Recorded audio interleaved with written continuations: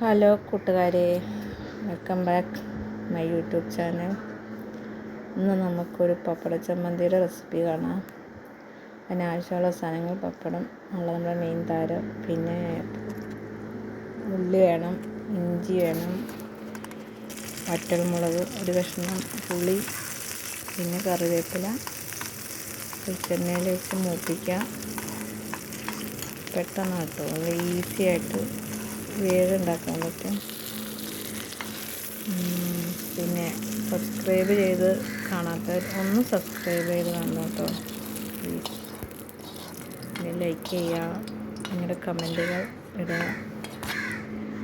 പിന്നെ വേറെ എന്തൊക്കെയാണ് വിശേഷം? എല്ലാവരും ഫുഡൊക്കെ കഴിച്ചോ? ചൂടാറിയതിന് ശേഷം നമുക്കത് മിക്സിയുടെ ജാറിലിടാം. ഒരൽപ്പം തേങ്ങ ഇടാം, കുറച്ച് തേങ്ങ ഇടാം കേട്ടോ.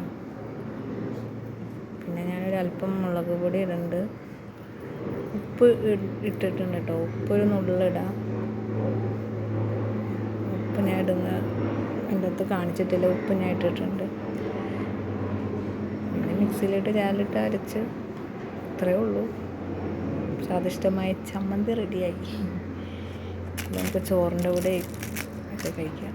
തൈര് ഉണ്ടെങ്കിൽ സുഖമാണ്. ഇത്രയേ ഉള്ളൂ. ഒന്ന് ട്രൈ ചെയ്ത് നോക്കിയിട്ട് ഫീഡ്ബാക്ക് അറിയിക്കും. ബൈ.